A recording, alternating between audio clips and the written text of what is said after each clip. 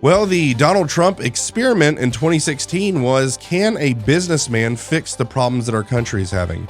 Well, this week I'm bringing on a businessman who attempted to run for office and fix the things that are going on in our state. And he and I are going to discuss the uniqueness of the 2024 election cycle and also what Trump's team needs to do moving forward. We have an incredible culture here in the state of Alabama, but our politics and public policy don't reflect the people of Alabama. Media drives culture. Culture is what drives politics and public policy. Welcome, everyone, to 1819 News, the podcast. I'm Bryan Dawson, CEO of 1819 News, and host of this here podcast, where we are in pursuit of a free and flourishing Alabama every single week.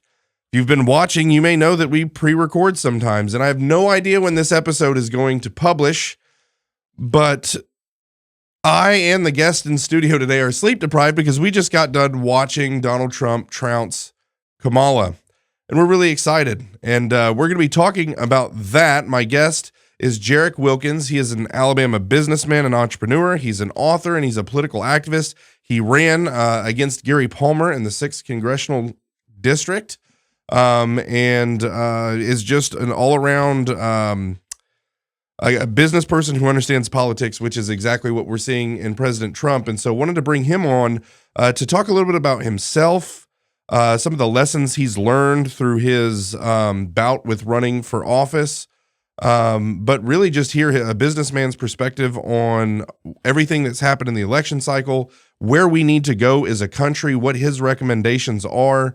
I've talked to him. I've gotten to know him. He's become a friend. And the conversations we have are always very enlightening. And so I wanted to bring that conversation to you so that you could hear some of his takes, because I think they're really fascinating. So, Gerrick, thank you so much for taking the time to join us. No, it's great to be here. I always enjoy talking with a fellow conservative, liberty-minded folks like yourself and all the guys at 1819. It's always great. Awesome. Well, thank you. Well, before we have this conversation, I have to pitch stuff to my audience. And so I'm going to do that really quick. So if you'll just pause. Here I am, ready to sell you things. Actually, I don't know if it's really selling you things. I mean, we're doing this amazing service and we're just asking you guys to help, join in, for $5 a month. And so if you're not doing that, we do need you to do that. And I think we're seeing it just in a huge scale, the power of independent media, the power of independent journalism. We're watching it on the national stage, but we saw these things 3 years ago, a little over 3 years ago, and began to really work to solve that problem here in the state of Alabama. It really is a mirror image of what you're seeing. You have leftist-sponsored news in the national level, and you have corporate-sponsored news at the national level, but there was no real citizen-supported journalism or anything like that. Well, that was exactly what was going on here in Alabama. You had your Soros-sponsored news with AL.com, your leftist kind of news. You had your corporate and state agency and lobbyist-supported news, but there wasn't citizen-supported news, a news outlet for the people. So that's what we've created. But in order to keep that, in order to keep us blowing and going and shining a light on corruption and exposing things and bringing you guys the information you need to participate in your civic duties in an informed manner, we need your help. We need you guys to support us. You can do that by becoming a member. You can go to the website, there's a red button that says become a member. Click that. Membership start as little as $5 a month. With that, you get access to behind the scenes content, really cool merch. But more than anything, you'll be supporting citizen-supported news, which is all about you and giving you the information you need. So please go do that today. All right, there it is. Done. Perfect. Yeah. Well, as a business person, I can tell you got to have that. I mean, I get it. That's what it's all about. It is. And, I'm going to do something I don't usually do. I'm going to start off with this quote. I just want to read because it's exactly what you just said. I'm going to back up and read this tweet that I made on my Twitter, and I think it's very valuable.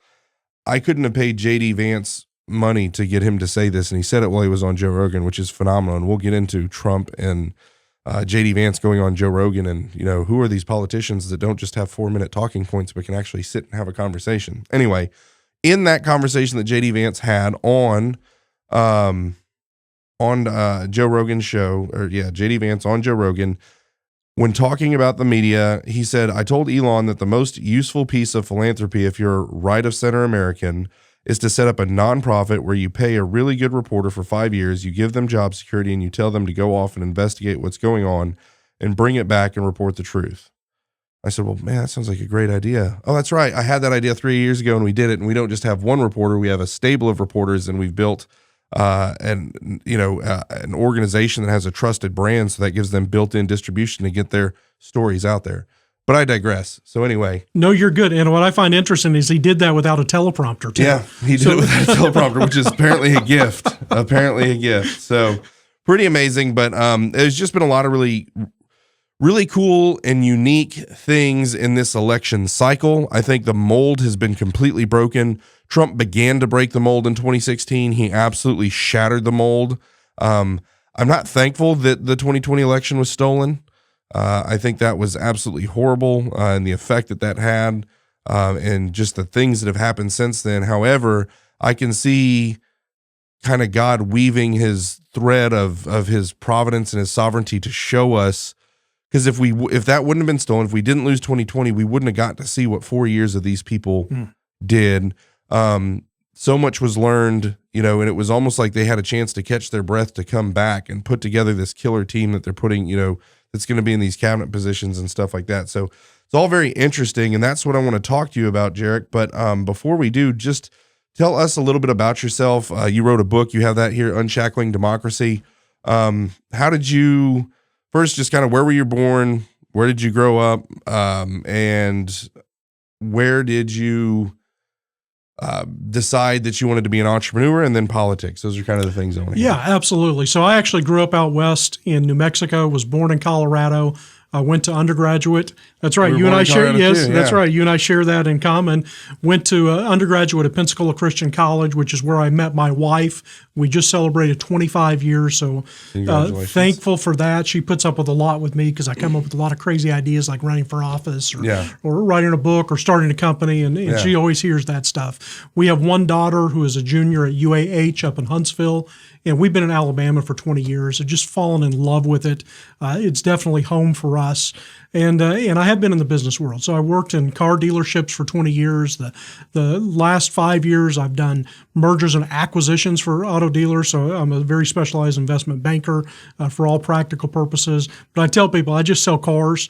I just sell them all at one time and include the land and the building and all the other assets with it. But I was at a point where Donald Trump really inspired me because I saw what could happen when we have a business leader in office. And then I started looking at the fact that Congress is made up of almost a retirement home.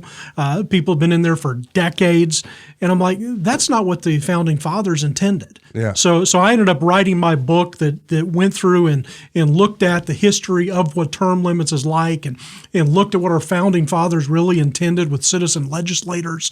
And then realized that as I'm doing this work, I've got to be willing to run myself, and it's one of those things. So I jumped into the deep end and decided to run for Congress in the Republican primary this last election cycle against a longstanding incumbent, Gary Palmer, who I agree with on a lot. But I also think that when you say you're going to be in office a certain amount of time, you should stick to your promises, and we've had that discussion many times. But it also comes down to the fact that I just think we need more business leaders. We need some journalists to take a break and decide and go serve in the legislature for a few years. We need bankers. We need teachers. We need farmers. We don't need career politicians and lawyers in every seat in the House and the Senate and in the state legislatures. We need regular folks to get in and get involved and actually start coming up with solutions for our problems instead of just adding to the debt and adding more regulation and thinking that they know best. And that's one of the things I loved about Donald Trump. But that's a little bit who I am. My faith is incredibly important. So what's interesting is I actually did undergraduate in theology. Was at one point thinking about going into pastoral ministries and ended up getting into the automotive industry. And I've been in that. And now I've decided that we all have to do our part.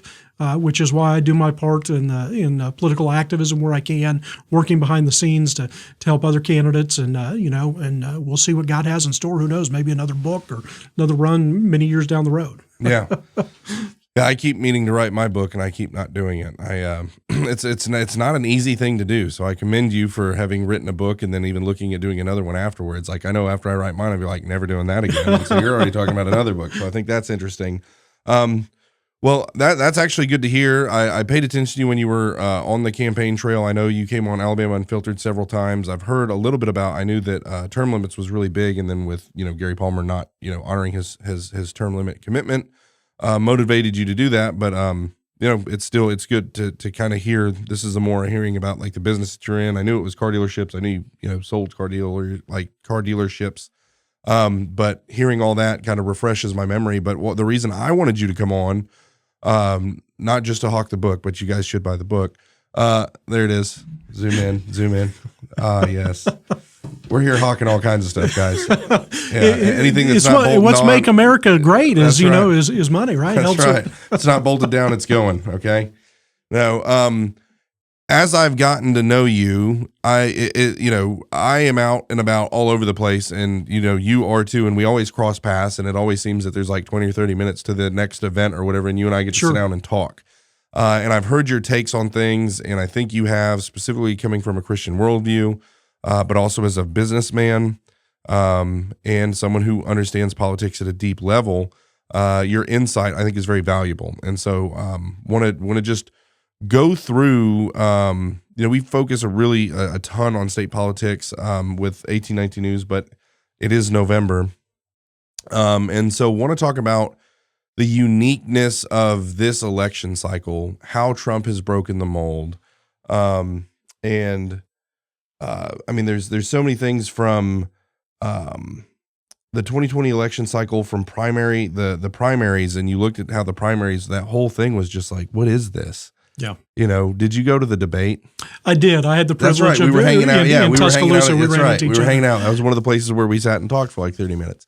And Megyn Kelly absolutely destroyed Ron DeSantis. It was a neat experience, but all of those people were polling at like 2%. Yeah. The whole dais or whatever they call it, they're all polling at 2%, and he's like 70 points ahead of everyone. It's like, what are we doing here? How much money are we spending? Like, the whole thing was bizarre. So I thought that was really interesting and bizarre. All the way to the assassination attempts, the coronation of Kamala. Why the hell did she pick Tim Walz? Like, what was that? I'm thankful she did. Me too. I've got absolutely. I want to talk about Elon Musk's effect on the race, not just with him buying Twitter and the decentralization of mass media and how he kind of uncorked that, but also the fact that he endorsed him, richest man in the world, goes all in, burns all the boats, risks everything to save Western civilization. I can't speak highly enough about this man and what he did. And then he went all over Pennsylvania for a month holding rallies like he was Donald Trump, and these things were selling out. Huge rallies that Elon was putting on in Pennsylvania because they needed to win Pennsylvania, and they did. Can't emphasize his position enough. And then finally, I want to close with cabinet positions moving forward and kind of what we think he should be doing. What should his priorities be?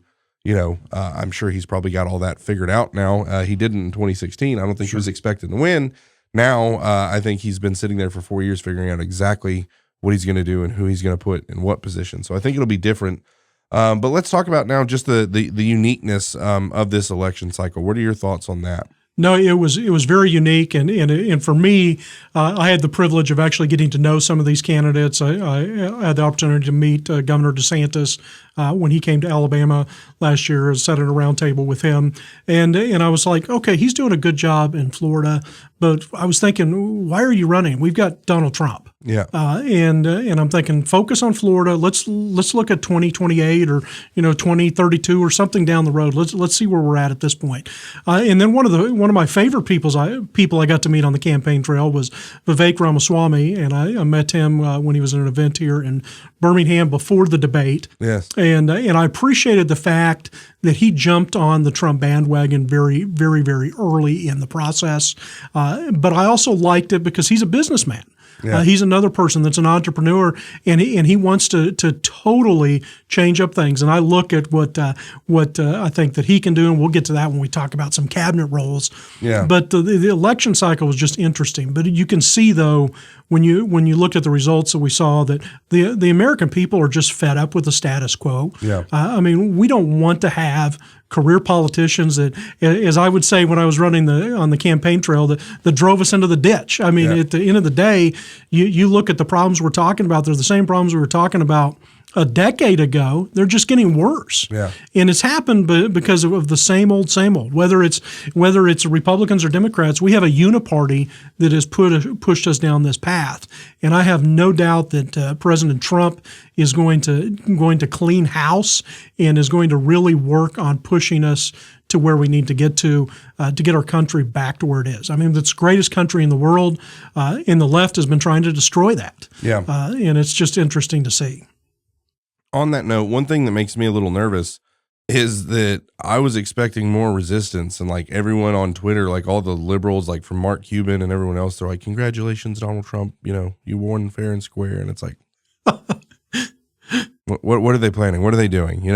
That makes me nervous that there hasn't been more, like what's about to drop. Right. It's very, very bizarre.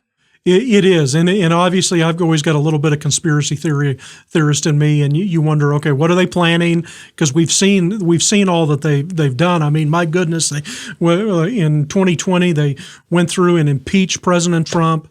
Then they tried to have him thrown in jail. Then they've tried to bankrupt him, and then he took a bullet for us. I mean, everything they could do to stop him, they've done. Yeah. So it makes you think: do they have another card up their sleeve that they're going to try? I hope not, because I don't think the American people are going to put up with it. We saw overwhelming results with not just the Electoral College, but with the popular vote. Yeah. And I think that provides him a very strong mandate to make the changes that we all want. Yeah, 100%. So, and it is that conspiratorial nature. I mean, I'm just like, what are they going to do? And then I didn't go to bed last night until I watched him finish, not only make his speech, but finish his speech. And then all morning I'm like, man, she hasn't conceded. Why haven't they, called these states yet? And I'm like, well, we already have, 277. Like, why? And I'm still just kind of like nervous, PTSD from 2020, I guess. Yeah. But I was very confident that he was going to win. I had a lot of friends reach out to me. And I completely understand why they were so negative, and I call it black-pilled, like hopeless. I'm thinking about like, what are the odds that President Trump's going to be? I said, I think about 76%. That's my gut on it. I think he's going to be the president. I think he gets in. I think, how could you think that? They're going to, and I'm like, I don't know. We're not in the same situation we are in 2020. Some of that is the decentralization of mass media, Elon buying Twitter. We'll get into that. But it's just different. And the strategy they used in the swing states, picking JD Vance, I mean, the whole thing, I mean, it was like a crescendo, and I could feel the crescendo. And it was like, like a good football team that gels going into the playoffs, like they're playing their best ball as they're going into the playoffs. They didn't peak in week 3. It's like going into the playoffs, they're gelling. I felt like that was like the campaign. They started off really good in Milwaukee. Things got a little lax, but then they really gelled going into when they needed to be their best. They were their best, it felt like. No, I agree. And I saw a lot of that in Milwaukee. I had the privilege of being one of the elected delegates from Alabama to the Republican National Convention. And on the floor, it was just the energy, the camaraderie, and the enthusiasm, and then how we were coming together. I mean, and that's one thing that as Republicans, we've not done as good of a job in the past. Yeah. We've had our fighting out front and center. And in a family, you're not going to get along on everything, but you learn you have those conversations behind closed doors. Yeah. And then we come together to accomplish it because there's too much at stake this year. Sure. I mean, my goodness, when you look at the invasion that's been going on at the southern border, and if you're actually in favor of that, I mean, I don't get that. You might need to move, as some of these people have promised to do. But we'll see. And with everything going on, it's energy that we haven't seen before, and we've got to continue it though, because the election. This is just the start. We have so much we have to focus on, and it's just beginning. Yeah. I think 2 major things happened last night. And again, whenever this publishes, we're talking about election night, November 5th. Remember the 5th of November. which I think is great. V for Vendetta, in case no one got the reference. Two things died, I think, last night, and they were on life support. Well, one was on life support. The other was basically fighting for its life, but not on life support, but literally fighting and clawing like a raccoon backed into a corner. The one that was on life support that's dead is the neoconservative portion, the Karl Rove, George Bush, George W., George H.W., John McCain, Mitt Romney, Nikki Haley. That part of the Republican Party is dead. Like, it died. It is no longer the party of the corporation. It is no longer the party of endless wars. It is no longer that party. It's now the party of the people, this populist uprising that took place, going in and sweeping the Rust Belt. It's unbelievable. So I believe that the neoconservative war hawking portion of the Republican Party, that again, I'd put Karl Rove and all of his guys, the Bushes, all of them, the McCains, the Romney, it's all the same person, doing the same things that were no better. You remember, when McCain and Romney were up against Obama, we were basically told that like they were the saviors of Republicanism, and they were so conservative, and then we see who they really are, and it's like they were no different. It's the same thing. Barack Obama and them is the same person. Yeah, I call them part of the uniparty. Correct. Is how I like 100%. And so that, I believe, is dead. I don't think we'll ever see, because Nikki Haley would have been polling at 70% 10 years ago, right, in the primary. And she was at like 2 or 3%. So that shows the shift that's taking place in the Republican Party. But the other thing I believe that died was the radical left wing, or at least the Democrat Party paying attention to the loudness of the radical left side of the party. I believe that's over. I believe next time you're going to see a Josh Shapiro, Michael Bennett more. That's going to be who the Democrats focus on, is their people. It's not going to be these crazy Kamala types and these Tim Walz types and stuff like that. It's going to be your more, at least the appearance of moderate. I think they're going to spend the next 4 years trying to pretend that they're super moderate. And then they're going to run a more moderate person who's actually well put together and can communicate. So that's what I hope you're right. Yeah. But I still know that they have an agenda to bring this wokeness out. Yeah. And even if they come across with this appearance of moderates, I don't see that as the focus of the Democrat Party. They're socialist or communist for all practical purposes, and they're just putting a lipstick on a pig is the best way I know how to describe it. So I would caution your optimism for the demise of the Democratic Party, because not the demise of the Democratic Party. What is dying is the outward, in your face, pro-Palestine, tearing down of statues, like that portion of the party. It's still there, but they're not going to pander to it the way that they have. Right. The Democrat Party, now again, they may their objectives are doing what they're doing in education and all those other things. Those are there. The Democrat Party is the party of the communist, Marxist, progressives, 100%. But it's not going to be as out there in your face. I think they got so comfortable and thought that this is really what America wanted, and there was a resounding no, that is not what America wants. So they're going to have to go back in the closet. There you go. But they're going to have to go back into operating in the shadows the way that they did for 70 years. It's not going to be as in your face. Their goals are still the same. It is the long march through the institutions to destroy Western civilization, which I call Christendom. Yep. They want to destroy that. That is their goal, but I think their strategy now is going to be to do it in the shadows again rather than out in the open the way they have, because that got slapped down, as you said, in a mandate. Yeah, absolutely, and I think you are correct there. I still think we have a little bit of house cleaning to do with some neocons within our own party. Yes. And to just add to that, one of the best ways to do that is through term limits. Yes. But I'll just throw that out there. So yeah, absolutely. Okay, so I am 40. I don't remember what year Ronald Reagan was shot. 81, 82? So I was not born yet. Yeah. In my lifetime, that has never happened, I guess, is the point that I'm making, to watch a president be hit by a bullet, specifically to be hit in the head, right, for it to rip through his ear and barely miss the back of his skull. Wow, right? And Reagan was, his response, and then the thing where the balloon pops and he was giving a speech shortly after that, and he's like, just says, missed me, and he goes on with his speech, and you're like, man, that's awesome leadership, But But Trump was even better than that, right? To take the bullet, hit the ground, and not, pee his pants and roll off the stage, which would have been a perfectly acceptable, thing to do after being shot in the head, is to pee your pants and roll off the stage. That's not what he did. His Secret Service team gathered around him.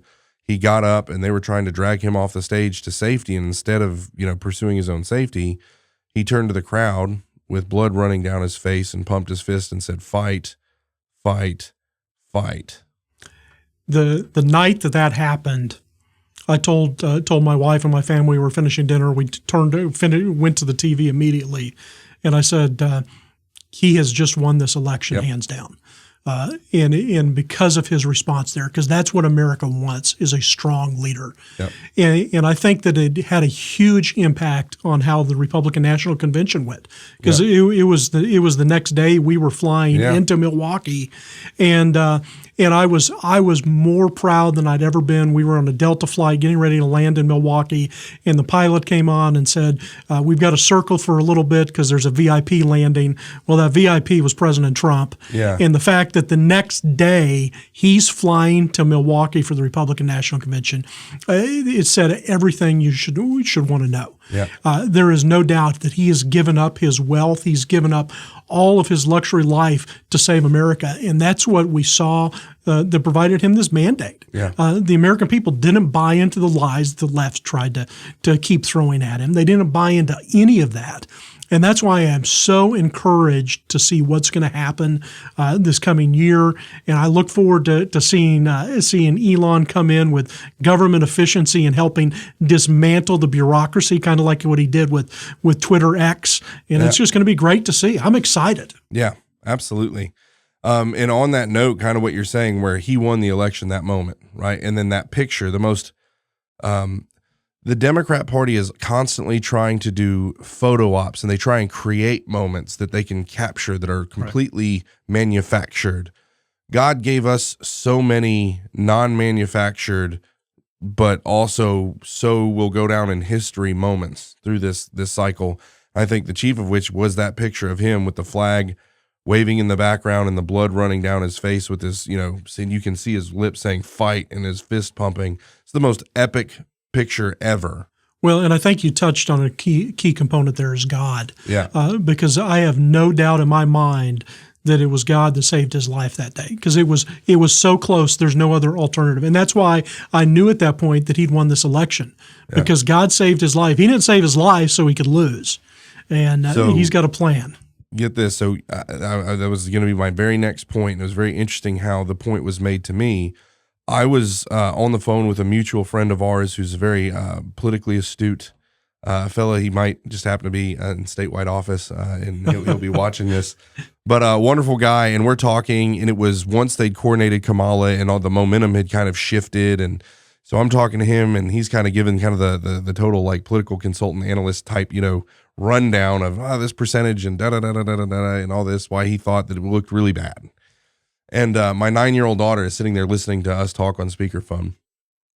And she just taps me on the shoulder and says, Dad, God didn't, how did she say it? She said, God didn't allow Trump to live through getting shot so that he would not be the president. Yeah. 9-year-old says that. Like, great homeschooling moment right there, right? All of the political consulting and thoughts and data and all that other stuff is actually swept off the table in moments like what we're experiencing right now.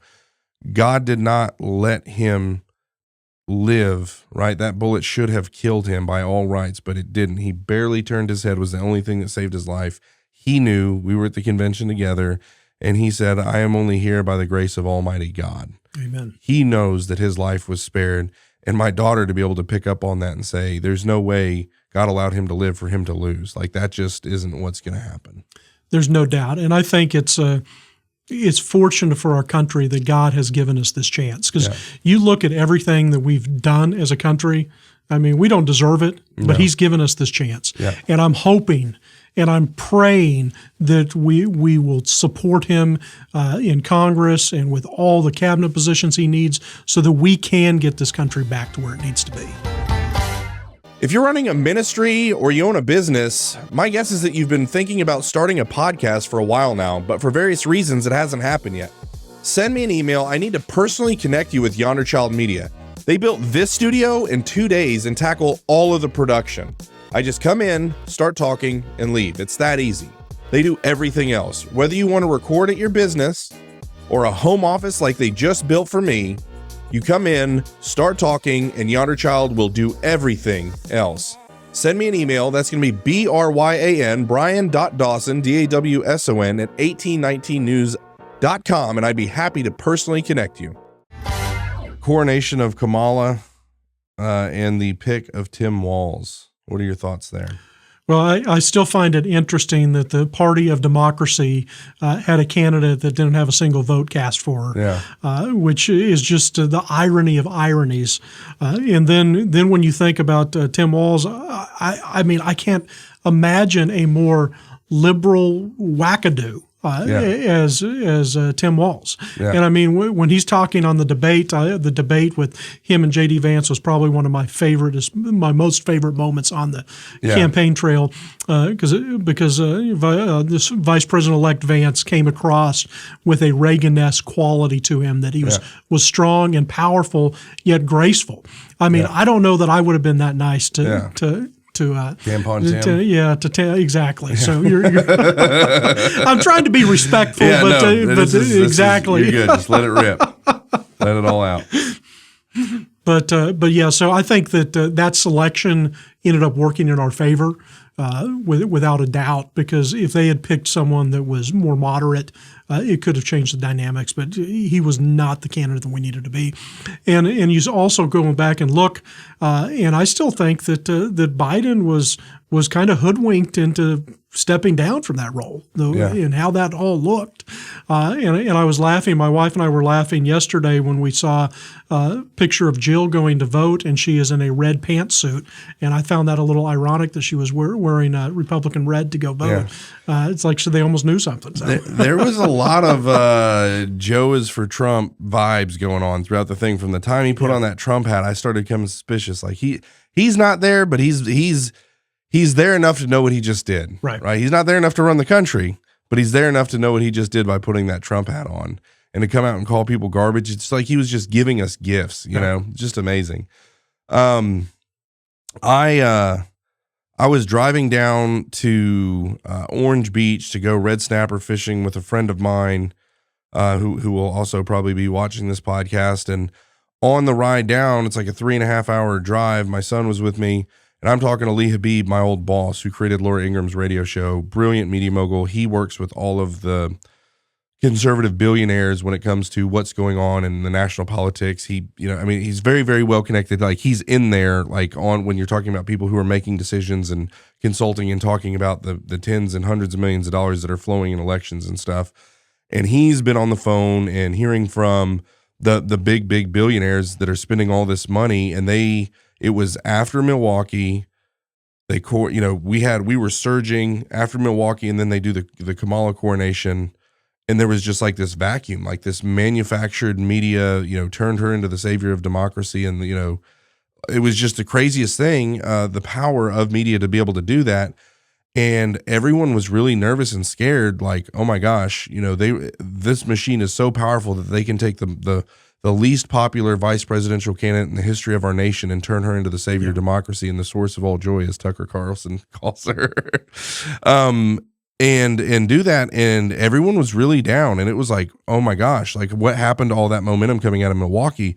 I mean, I remember that feeling, and he was explaining that the donors were feeling that way, and they just knew that they were going to pick Josh Shapiro and the thing was going to be over. She's going to make him the VP pick. Her campaign strategy basically turned into just say whatever Trump says.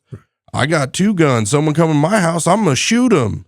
I don't know if you remember saying these things, and I love fracking. Man, I love oil. I love fracking. It's like, you wanted what? She reversed every single one of her positions she ever made, and they used the media to pump out this candidate that was actually somewhat likable, even though there's nothing likable about her. And then she didn't do any really tough interviews, and it did not look good, okay? And the billionaires that were supporting Trump were nervous, and we just knew that she was going to make her vice presidential announcement that day or the next day, And we just knew it was going to be Josh Shapiro and it was going to be over. Well, I look back at it, and I've heard people talk about it this way. Obama wanted to find someone less intelligent than he was to be his vice president. And we had Biden. Biden was looking for someone less intelligent than him, and he had Harris. And Harris is like, man, I've got to find someone less intelligent than me. And there weren't a lot of choices out there. Bottom of the barrel. So we see that, and that's how we ended up with Harris. And the part that, to me, though, that is still concerning is the fact that you look at that, and there were still tens of millions of Americans who voted for her. Yeah. And that's still concerning. I mean, we have a clear issue that we have a lot of work to do in this country.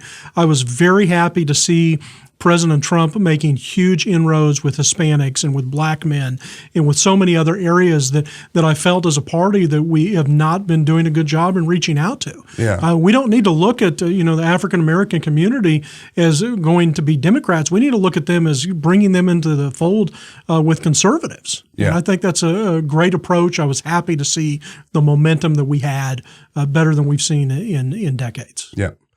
And kind of on that, so I'm driving down to Orange Beach to go fishing or whatever. We're out on this boat, red snapper fishing, and they've got like a satellite TV or whatever. I'm thinking I'm going to be completely unplugged and disconnected from everything for like the next 10 hours or whatever.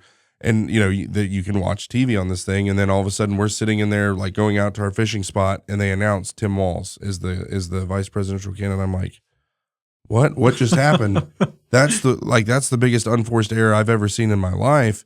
And then it dawned on me why they did it, because they're pandering to the far left portion of the party, which is pro-Palestine, anti-Israel, anti-Semitic wing of the Democrat Party.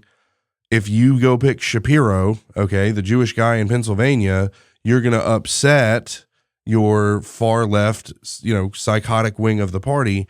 And so they pandered to them. And then who do they pick? They picked the guy who's basically of the governor of Somalia. Yeah. Okay. Tim Walz, who's the governor of Minnesota, that is basically a completely Muslim overran country who also hates, Jewish people. So it was a very interesting.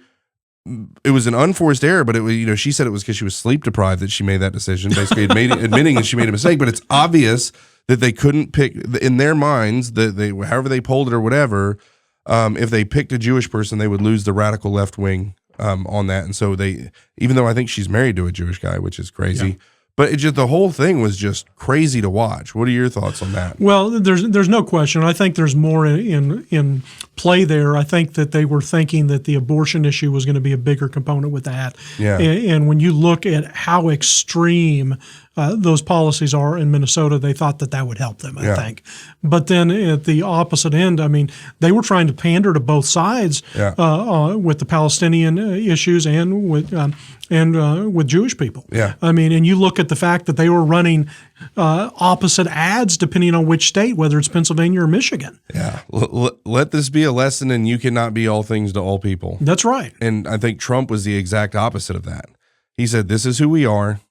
This is the direction we're going, and you can get on the Trump train or not. Like, that was which I love, and now he was kind to people who disagreed and everything, but there was no, like, this is where we're going, and he has changed nothing. And getting into the abortion issue, I thought, and I know you were very outspoken about it, I wasn't happy when it happened, when they changed the Republican Party platform to be supposedly less pro-life, and less traditional family values, right?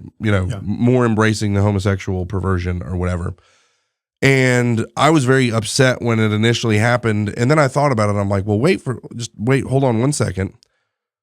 While that platform has been in existence, homosexuality and abortions reigned in the Republican Party.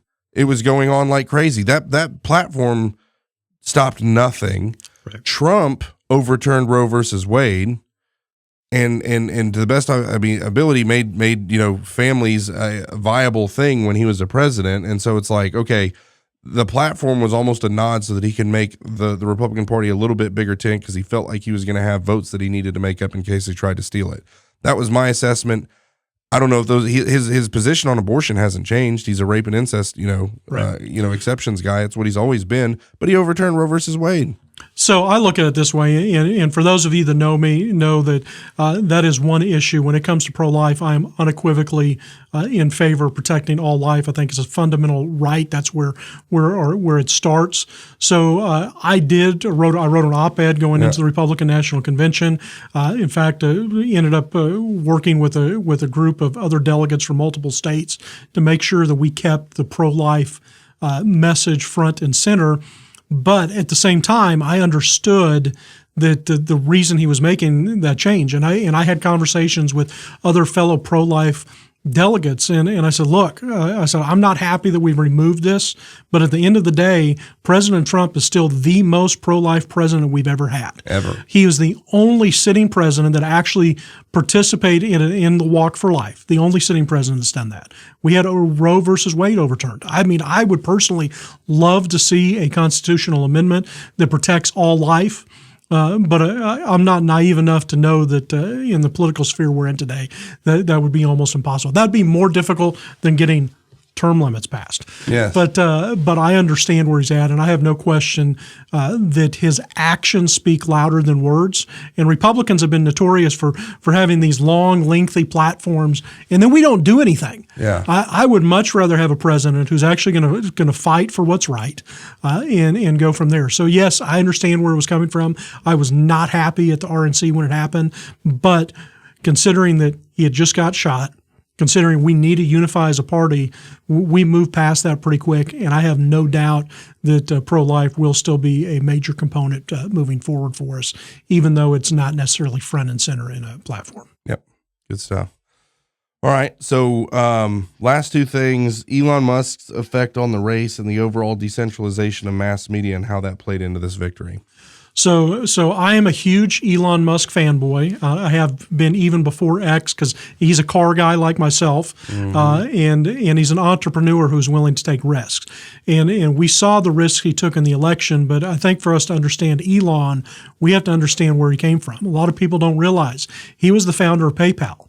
And made his billions from that, had his company ripped away from him. So he goes and starts Tesla and SpaceX and Solar City.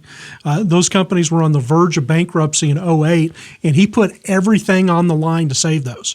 So people love to talk about all his wealth and all of this, but I can tell you none of that was just given to him. Yeah. He's worked hard for that. And the fact that he risked so much in this election cycle, I left Twitter several years back, and after Elon bought it, I went back, rejoined Twitter or X or whatever we're calling it now, and I paid for my blue check mark because I believe profit's a good thing, and you got to support those that are supporting us. And the fact that he's done what he's done, he opened up the world, just like 1819 is doing in Alabama, providing a platform for information. And I recently wrote an article on misinformation because the left loves to use that term. Anytime that you say something that doesn't agree with them, it's got to be misinformation. Yeah. And I think that Elon Musk has called them out on that. He's been front and center for us to have a free exchange of ideas. I mean, it's what our country was founded on. The First Amendment was first for a reason. Yeah. And you and I may not agree on everything. Goodness, I don't agree with my wife on everything. Yeah. But we should be able to talk about it and voice those without having it censored by big tech or having the federal government come and try to censor this information or restrict it. That's not what this country is about. Yeah. Listening to your kind of and that was excellent, by the way, excellent analysis, why I brought you on. He almost lost his companies, and the only way he was able to keep, because he was in a position where he was going to have to get rid of one or the other. It was like a Sophie's choice with his companies, right? And he's like, no, I'm just going to risk everything and keep both of them, and he did. And his entire career has been, I'm going to risk everything. I'm going to risk everything, and it's an all or nothing. It's like God prepared him to go all or nothing, so that when it mattered to save our country, he's done the all or nothing thing before, right? This wasn't new to him. That's built into his character, and he's got experience doing that. But it's one thing to go all or nothing on a business loss. It's another thing to go all or nothing in the political sphere the way that he did. There's no doubt, because if the election had gone the other direction with what he has done, there is no question that it would cost him. It could cost him his companies and could cost him so much more than that. We saw just in recent days, some commission in California was trying to restrict rocket launches that they had no right to even do. So you can only imagine what they would have done to him. When you look at what they did to President Trump and came after him, imagine what they were going to do to Elon Musk. Yeah. So there's no question that he put it on the line, and he knew that going into it. Yeah. And you have to have respect for it. I also think that's why we need more entrepreneurs taking a break from their careers and agreeing for public service, whether that's running for county commission or for Congress. Yeah. We need entrepreneurs to bring their ideas through here. I am so looking forward to seeing what President Trump is going to have Elon do with the government efficiency, when the fact is we don't even know how many federal agencies we have, whether it's 410 or 420 or what it is. There's so many of them. I have no doubt that Elon is going to be a huge part in helping us cut some of that waste that's going on in D.C. What did you think of the decentralization of mass media? Is a point that I hammer on here because I believe it is the future. And I said on my last podcast I did with Joey Clark, it was actually an interview I did with him on the radio. We repurposed for this podcast. I said the decentralization of mass media is what is going to ensure liberty in our land. That is what is going to do it. And conservatives don't think about media. That's not an area we think a lot about. We complain about it when it's bad, right. But no one ever thinks, hey, you know what? We should create our own. We should compete in this realm. All we do is talk about competition and, free markets and all this other stuff. But for whatever reason, media, arts, culture, we just are like, we'll leave that for the left, right? And they don't understand that this is actually one of the most powerful tools in shaping politics is media, culture, arts, all these things. And so that being said, I think we got a really clear picture where the left is bringing in Cardi B and these rappers and these gangsters and they're twerking and it's like, that's garbage. But on the other hand, media and culture, you saw Tucker Carlson get fired from Fox, and because Elon had purchased Twitter, Tucker was going on Twitter and creating videos on Twitter that were getting more views than Fox News, like 10 times when he had Trump on, back when they were doing the primary debate, when we were at the debate, he was doing a live interview with Donald Trump that ended up with like 100 million views or something. It's just some crazy. Sure. So there was that. People, Candace Owens, like her or not, she's got a massive media platform that's possible because when she was fired from the Daily Wire, she went and launched on Twitter. But the thing that was most interesting to me in the whole thing, Joe Rogan said he would never interview Trump and he would never support Trump. He would never do it. And then the biggest interview he's ever done in his entire life was the one with Donald Trump. Did you watch that? I saw excerpts. I didn't see the whole thing. Oh my gosh. Political talking points. So and I'll tee this up. This is kind of my area of expertise. So, and you ran for politics and you understand this because you had to go on radio and you had to go on TV, and the two things that radio and TV have is commercials. And so you have to figure out how to make your point in 3 minutes, 5 minutes, 7 minutes. Sure. Okay. You got to be able to get your points out in this exact time window while also having it's all about, I got to get my points out. I got to have these talking points and I got to hit them just right in this time. And I've got to say them with this emphasis and everything like that. I'd say anybody could do it. Kamala couldn't do it, but most people, you can train a monkey to do that. Okay. Like and there's some people who are better at it than others. And it really is a skill set to be able to communicate like that, but it's something that can be developed. You cannot fake a 3-hour conversation with Joe Rogan. Right. You can't.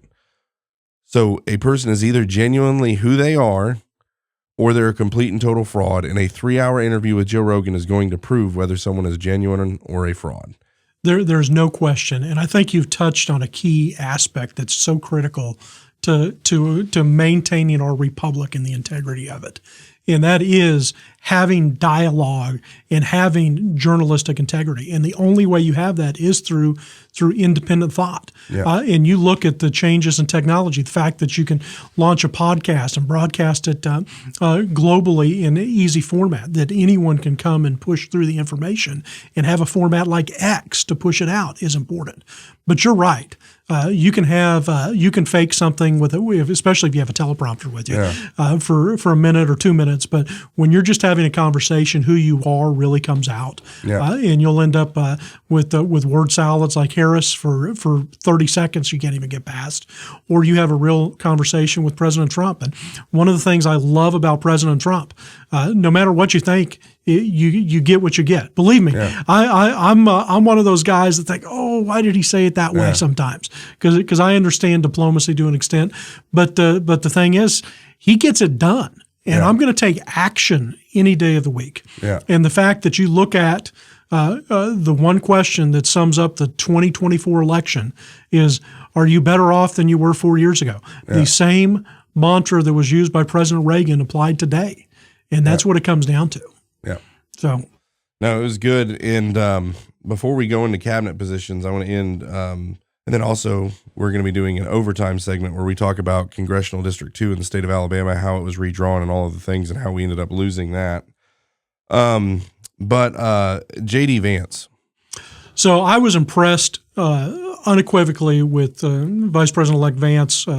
Didn't know anything about him till we show up in Milwaukee, and the next thing you know, here's J.D. Vance.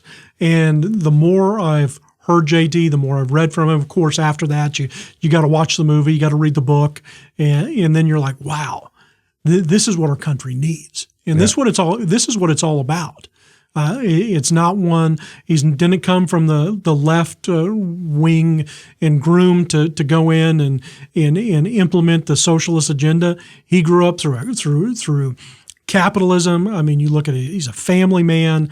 He is well polished, and he's also a fighter. And I have no doubt that we need that with everything that's going on in our country and the world. So I was very happy with that pick, even though at the time I didn't know who he was. But I think he's going to be great, and I love the balance too between having someone as young as he is in the vice president's role as well. And I think it's a key component. Someone of our generation.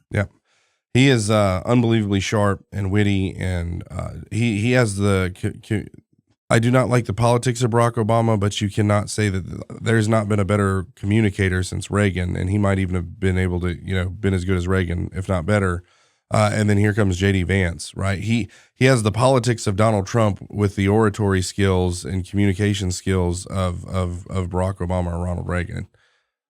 What a package, right? I'm so excited to see what we get done in the next 4 years. What happens, and then 2028, looking at J.D. Vance probably. I mean, I can't imagine anybody being. I mean, Ron DeSantis would be the only other one, but I don't think you can beat J.D. Vance. No, especially if we can get a fraction of the items on President Trump's list accomplished. There's no question that I see J.D. Vance as the front runner in 2028, and that's great because of his age too.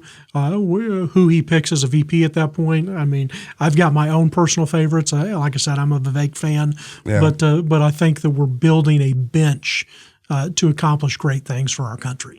Well, on that bench, cabinet positions moving forward, and what do you think the Trump administration needs to accomplish? Well, I think it's going to be critical for us to focus, most importantly, on securing that border. The good news is President Trump has done it once before, so I think he knows what needs to be done. But we're going to have strength in play on that. So getting someone for strong component for Homeland Security and Defense, because they're going to need to work together to get this handled, are going to be critical. And then we've also got to get back to focusing on our energy independence. I mean, we've got to focus on those things because those are the direct things that are going to impact inflation. And then what I'm most excited about is seeing what we're going to do to drastically trim the federal bureaucracy. And that's where I think we can see some movement and with Elon Musk. I think Vivek will be able to help with that. And then I'm also encouraged to see the fact that we had such a broad platform going into this election. President Trump's already indicated that his plans to use RFK in some type of role, and I think that we could see some interesting stuff related to health. Again, I don't want to be the conspiracy theorist again, but when you look at some of the stuff around COVID and some of the stuff that we're dealing with our food situation here, my wife and I are privileged to travel the world. We spend some time in Europe on a missions project in Greece, and you look at some of the differences differences in food quality they have there because they're not putting all the garbage in their food. I think that we could see some improvements with RFK in some of those roles as well. Yeah, it's hard to pick the thing I'm most excited about. I don't know if it's Elon Musk and Doge and working with Ron Paul on the Department of Government Efficiency, Doge. I don't know if it's Do we that. get Doge coins with that too? I think there's going to be something that happens with that. I feel like I should probably go buy some Doge coins before that happens because it's just going to go up. Department of Government Efficiency with Elon Musk and Ron Paul. It's like they're making a movie or something, It's like the Avengers, the saviors of not saviors a bad word, but the defenders of Western civilization. It's almost like anyway. That's exciting. Obviously, whatever whoever's going to be in charge of rounding up all the illegals and deporting them, like that's now going to happen. Yeah, like that. And we haven't even talked about education. I don't care who's the Secretary of Education because I'm hoping we just eliminate the department. It'll be a very short job. Yeah, exactly. Right? It's 90 days. Can you oversee the dismantling of this thing? And we'll get a demo guy in there. That is unbelievably exciting. Deporting all the illegals, extremely exciting. And then I think Robert Kennedy Department, that gets me wildly excited, like a kid thinking about RFK going in there and just wreaking. I don't know if I want him over the CIA more or if I want him over Health and Human Services more. I'm like, it'll be Health and Human Services, but imagine him running the CIA. You said conspiracy theory. Let me just put it on, tinfoil hat. The CIA killed his uncle and his dad. Yeah. Okay. Put him over the CIA and see what we find out. I can't imagine. I'm still in shock.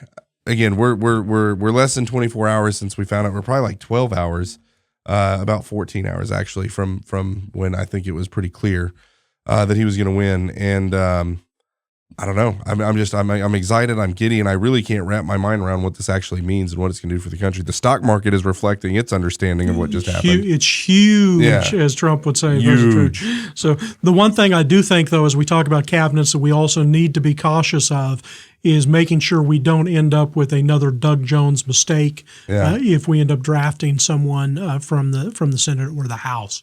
So I think that's going to be critical because it's such a tight margin in play there, and we don't need to make a mistake like that. You don't think Kay Ivey would put in a good, strong candidate? What, Gerrick? We'll see. We'll see what happens there. But unfortunately, special elections, crazy things can happen, and we just need to be cautious with that. So how would that work? Would she install someone, or would there be a special election? So because of how things went down last time, you may have someone appointed, but it would be very short-lived appointment. Yeah. You would end up having to have a special election relatively quick. Okay. And the person that gets appointed, it's almost like they're only going to be in there a short period of time because that's almost like, why would you want that? Because we saw what happened with Luther Strange. Yeah. So. Yeah. But. Yeah. No, I'm with you. I think that's a very solid point. And I don't know how much that's going to limit. Is it true? I saw on Twitter, X, as we talk about, I don't know what it is. I call it Twitter. I'll always call it Twitter. When I write it, I put Twitter/X. I tell my wife I'm Xing, and she says it sounds like I'm doing something dirty. So. Yeah, so I'm Twittering. It's way cleaner. I read on the Twitters that Thomas Massey accepted the ag position. Is that true?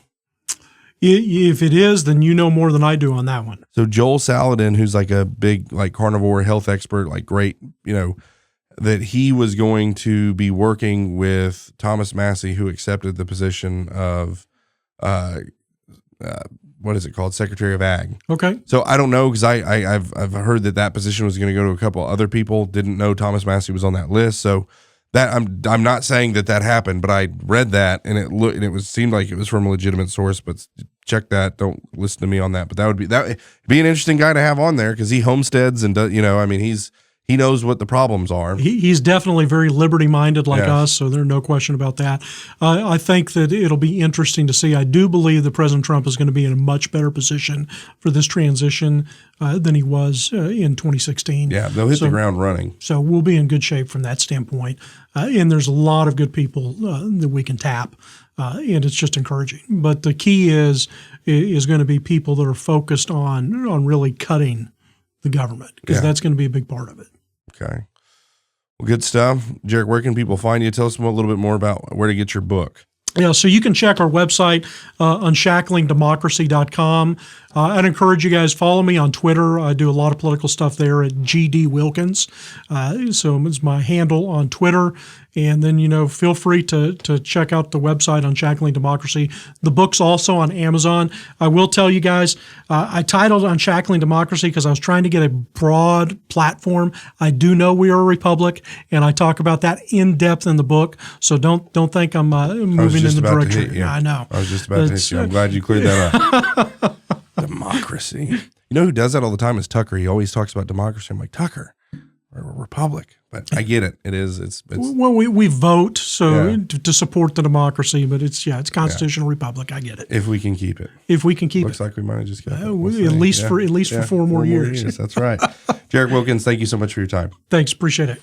All right, guys, that'll wrap it up, except for our overtime segment for those of you who are supporting us financially. So we will be talking about what happened in the gerrymandering of all gerrymanderings. It's interestingly called Jerry because the gerrymandering, Jerry Carl lost because of gerrymandering. Anyway, I could go on with the fact that all of our congressmen in the state, of the 7 Congress people, 4 of them is Barry, Gary, Jerry, and Terry currently. Anyway, these are the things I think about when I'm trying to go to sleep at night. But it was an awful redrawing of a congressional district that drew out a Republican district so that they could make it a Democrat district because they said the map that was there was racist. And so they fixed it by making it more racist, and it ended up flipping a house. We're going to dive into what happened there in the overtime. You don't want to miss that. So go to the website and become a member. But other than that, until next time, put your trust in God and keep your powder dry.